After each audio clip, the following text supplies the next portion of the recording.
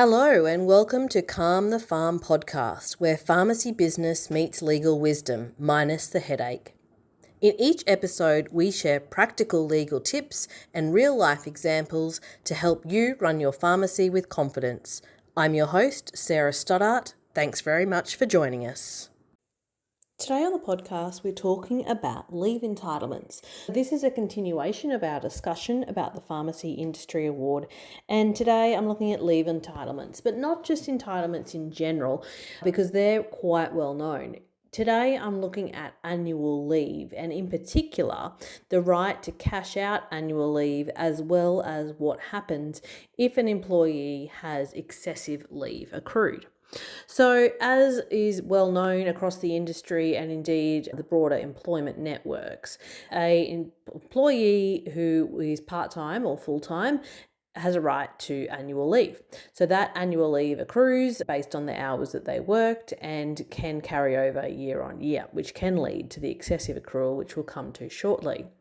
In addition to the normal accrual of annual leave for employees within a pharmacy business, there is also in the Pharmacy Industry Award annual leave loading that applies to the employees. So the employees get the benefit of loading, and there's different loading depending on whether it's day work or shift work.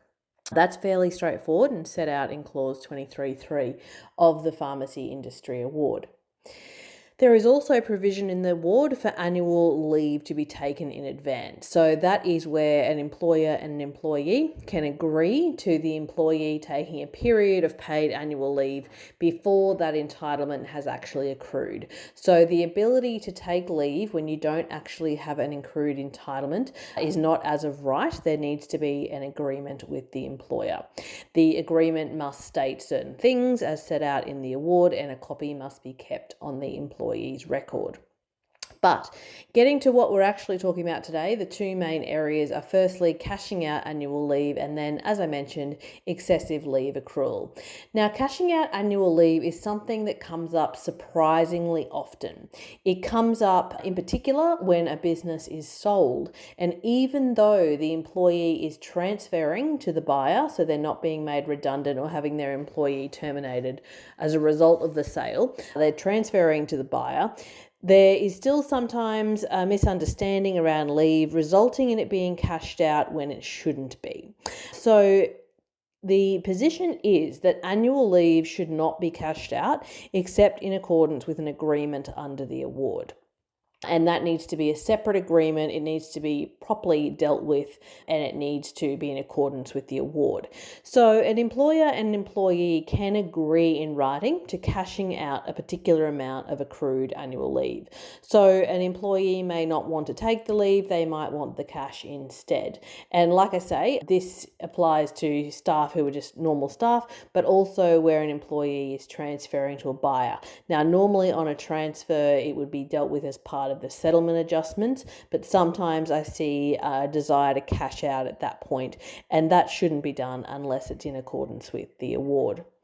So if there is an agreement to cash out annual leave, the agreement must state the amount of leave to be cashed out and the payment to be made to the employee for it, as well as the date on which the payment to be made. If the employee is under 18 years of age, it is the employee's parent or guardian that needs to sign the agreement on their behalf. Otherwise, the agreement is signed by the employee and by the employer. So for those of you employing young people in your pharmacies as pharmacy assistants, common to see people under 18 in pharmacies, it needs to be signed by their parent or guardian. The payment must not be less than the amount that would have been payable had they taken leave. So obviously when you do take leave, there is other things payable. So let's just say the employee would have been entitled to $1,000. They can't be paid $900, I guess a penalty or similar for having cashed out their leave. They must get the same as if they would have been paid had they actually taken leave. In addition, and this is an important one, the agreement must not result in the employee's remaining accrued entitlement being less than 4 weeks. So if an employee has 6 weeks annual leave, they can only cash out 2 weeks, because cashing out more than that would result in their leave being less than 4 weeks. In addition, the maximum amount of accrued paid annual leave that can be cashed out in any 12-month period is 2 weeks. So if you've got 8 weeks, you can't cash out 4 weeks and leave the other 4 weeks that you're required to have. You can only cash out the 2 weeks because that's the maximum cash out under the award. So there are a few things to note there. It's not just a matter of cashing out leave. It has to be done in a certain way in writing. There is limits on how much can be cashed out and limits on how much remains. The agreement, of course, that you sign with your employee or their parent or guardian needs to be kept as an employee record, so it is governed by the employee record provisions, both in the award and in the Fair Work Act. So that's cashing out leave, and there might be some surprises there. The next part we're going to discuss is excessive leave accruals. So an employee is taken to have an excessive leave accrual if they have accrued more than 8 weeks annual leave on the books, I suppose. So they've got more than 8 weeks leave, which is equivalent to two years of annual leave, assuming no leave has been taken. If there is an employee with an excessive leave accrual, either the employer or the employee can meet together and try to reach agreement on how to reduce that excessive accrual or eliminate the excessive accrual. And there are ways you can do that. There are ways that you can discuss it, but also ways in which an employer can actually direct an employee to take that leave. So firstly, a direction by the employer for leave to be taken. First, an employer needs to try to reach agreement and do so genuinely with the employee. So that's the starting point. Step 1, try to reach agreement. But if agreement is not reached, including because the employee refuses to confer on it, then the employer may actually direct the employee in writing to take 1 or more periods of paid leave. However, there are limitations on that direction. Firstly, it's of no effect if it would result in the employee having less than 6 weeks leave left, so they can't have less than 6 weeks. So if they've got 12 weeks accrued or 8 weeks accrued, you can't reduce that to less than 6 weeks.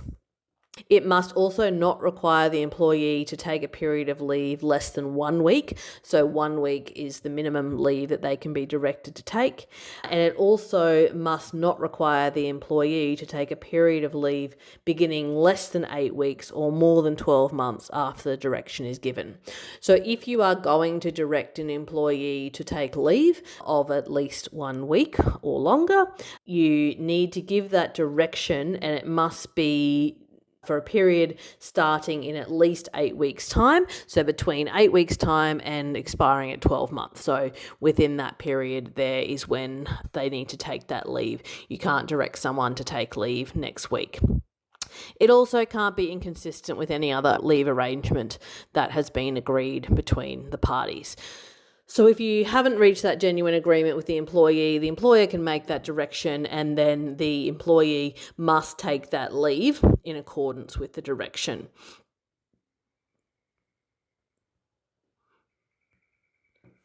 The next situation where there is an excessive leave accrual is where there is a request by the employee for leave to be taken. So if the employee has genuinely tried to confer with the employer and has been unable to reach an agreement, the employee may give a written notice to the employer requesting 1 or more periods of paid leave.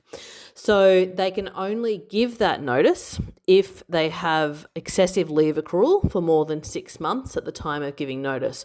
So you can't accrue excessive leave, so more than 8 weeks, and the next week give a direction to your employer or a written notice to your employer. You need to have had the excessive leave accrual for more than 6 months. And they must not have been given a direction by the employer.